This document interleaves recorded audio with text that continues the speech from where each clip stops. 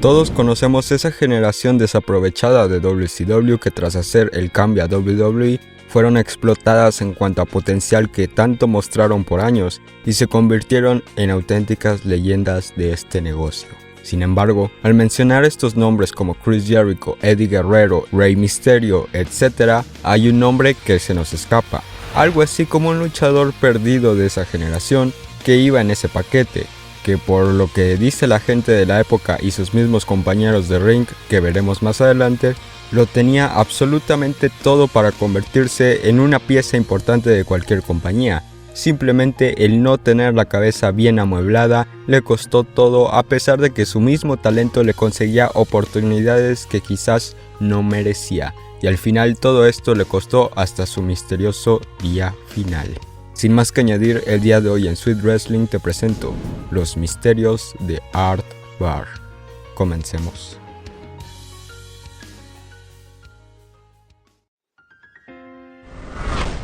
Les presento a Leon Barr, nacido en 1966, y si bien no hay muchos datos relevantes sobre su infancia, y seguramente te alegres por esto, yo me alegro porque entre lo poco relevante encontramos que es de los pocos luchadores que supo dividir sus tiempos. Mientras asistía a la Universidad Estatal de Oregon, practicaba lucha libre en la Oregonian Pacific Northwest Wrestling y ahí se hizo amigo de un tal Roddy Piper, todo un ganador. Estudiaba, cumplía su sueño, era amigo de casi la megaestrella del wrestling en ese momento y tenía una novia. Me es imposible creer cómo alguien así terminó tan mal. Su vida comenzó a decaer cuando por accidente él y su novia conciliaron el nacimiento de una pequeña y ante esto Barr dejó la universidad para trabajar. Aún así, el tener una hija quizás le privó de una educación, pero estaba dispuesto a cumplir su sueño y en 1987 debutó en Pacific Northwest Wrestling. Roddy Piper le dio lo mejor que le puedes dar a un joven luchador para que no esté lloveando sin un rumbo fijo: un personaje. El Hot Rod en 1988, quien en ese entonces andaba filmando películas, en base a lo que veía y su creatividad, le sugirió a su amigo llevar y adoptar el nombre de Betelgeuse. Era un personaje que tenía una pintura facial, basada en una película de la época y que buscaba ser el atractivo del público infantil en cuanto a entretenimiento, cumpliendo en el ring y en captar la atención. En 1988 parecía que todo iba viento en popa para este joven luchador. Sin embargo, en 1989 en el condado de Oregon se hizo eco de una noticia que hizo ruido localmente.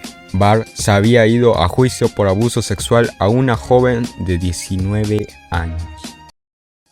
Pasa que después de un evento de lucha, Art Barr se acercó a la fan y tuvieron un encuentro, y al día siguiente ella hizo la denuncia de abuso. Cualquier queja de que fue con mala intención fue callada cuando Barr se declaró culpable del cargo. El declararse culpable quizás fue lo mejor que pudo hacer, como su abogado le sugirió. Recibió 2 años de libertad condicional, una multa que debía pagar a la víctima de $1,000 y cumplir servicio comunitario por 180 horas. Tristemente todos en su ciudad sabían del escándalo, y como si eso no fuera suficiente, su licencia para luchar en Oregon no fue renovada ya que se descubrió que había caído en el consumo de los dulces, más específicamente en la Coca-Cola, por lo que parecía ser el final de su joven y prometedora carrera.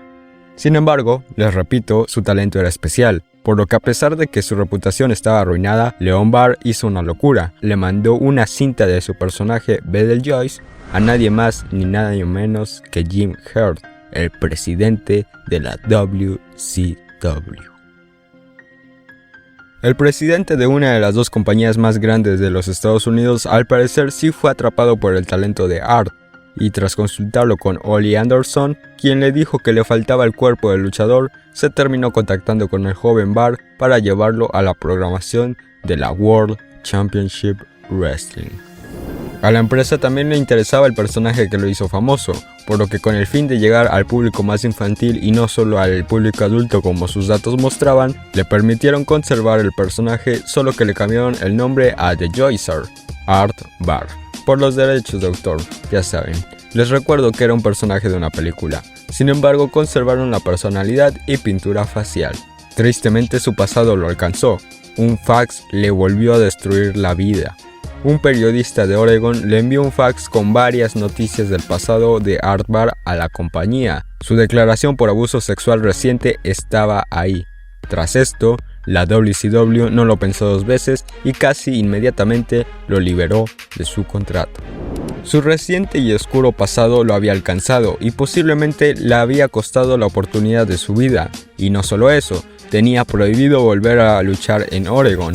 Les recuerdo que no tenía licencia, pero de nuevo no se rindió y consiguió fechas independientes en Washington y una vez más su talento le abrió las puertas. Konnan lo conoció y reclutó en 1991 para la IMLL antes de ser el consejo, y le fue tan bien que dio el salto a una naciente AAA tan solo un año después. En México, bajo el nombre de Love Machine, hizo equipo con un tal Eddie Guerrero. Se convirtió en su mejor amigo detrás del Titantron, a la vez que en la promoción eran el equipo más odiado de ese momento, y con un estilo de lucha similar y muy combinable, lograron el éxito como la pareja del terror, pero les fue tan bien que evolucionaron al famoso stable de los Gringos Locos. Con Bar y Guerrero a la cabeza detrás del backstage para el manejo del stable, Bar logró codearse con gente como Konnan y Jake the Snake Roberts. En este punto, le iba muy bien en todos los sentidos, pero él quería más, quería triunfar pero en su natal Estados Unidos. Además, ahí estaba su familia y recurrió al alcohol y dulces para reducir su nostalgia. Todo esto durante sus 3 años en México, según sus amigos. Llegó a la cúspide de su carrera en 1994 y de su vida cuando en Worlds Collide, en colaboración con la WCW, el equipo del terror se enfrentó al Hijo del Santo y Octagón en una lucha de máscara contra cabellera. Considerada una de las mejores luchas en la historia de AAA que, bueno, personalmente no me suele interesar las calificaciones de Dave Meltzer, pero sé que a ustedes, pues sí, por lo que les doy el dato que el periodista la calificó con 5 estrellas. Guerrero y Bar habían tocado techo en México y era momento de dar el salto a las empresas más importantes del globo. Había 3 ofertas. La misma WCW, la WWF también comenzó a buscarlos, pero el único que se acercó directamente con ellos fue el mismísimo Paul Heyman, ya que su talento le parecía digno para la ECW. Las negociaciones con ECW parecían avanzadas, ya que incluso Bar se atrevió a decir en una entrevista que quería ir allá, y cito: "No son la promoción más grande, pero son las más populares y una promoción muy progresista". Aún así, mientras todo se encaminaba, llegó a la New Japan Pro Wrestling, y su talento llamó la atención del mismísimo Thunder Liger, que pidió un combate contra él apenas llegó. Sin embargo, primero Liger estaba lesionado del tobillo, pero apenas se recuperó, a menos de 3 semanas de su éxito en AAA y llegada a Japón, casi era oficial el combate para el 4 de enero de 1995 en el Tokyo Dome por el campeonato peso pesado Junior IWGP. Tristemente, esta lucha no llegó a darse. A 3 semanas de esa lucha de 5 estrellas, Art había ido a Oregon a visitar a su familia, y mientras dormía con su hijo, falleció con tan solo 28 años de edad.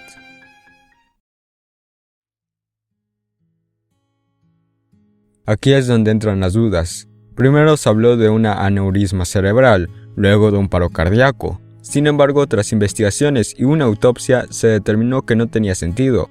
Bart no tenía problemas del corazón, y si bien en su cuerpo se encontraron pastillas para dormir y alcohol, su muerte fue declarada como desconocida, aunque muchos doctores que han opinado dicen que la combinación de estas dos cosas le causaron un paro cardíaco. Eddie Guerrero mencionó que Art Bar le marcó tanto en su vida que adoptó el Frog Splash como su finisher y lo nombró así porque a su amigo le decían que cuando lo hacía parecía una rana. Es por eso que Eddie Guerrero lo llevó en tributo para su amigo hasta el final de sus propios días. Aprendí mucho de Art.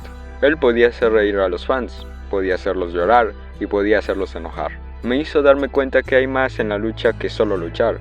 Me ayudó a cambiar mi personalidad en el ring. Tuvo un gran efecto en mí.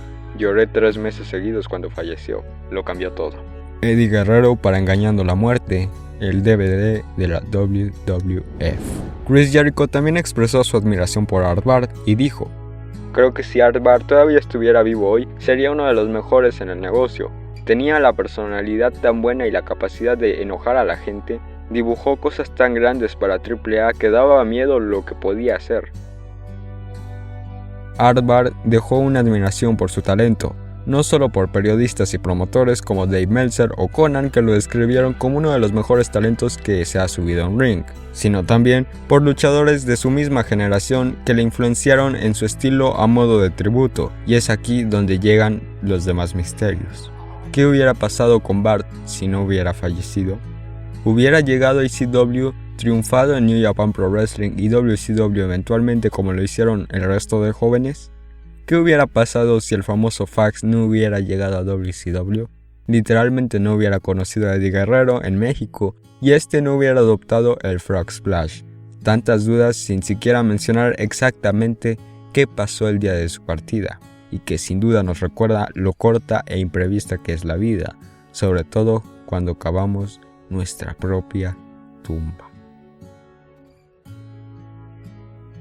Gracias por ver el video, espero te haya gustado. De ser así, regálame un like y suscríbete para apoyar mi trabajo. Déjame en los comentarios si conocías a este luchador. ¿Qué crees que hubiera sido de él si no hubiera caído en los abusos tanto sexuales como de placeres? Lo que quieras, te estaré leyendo en los comentarios.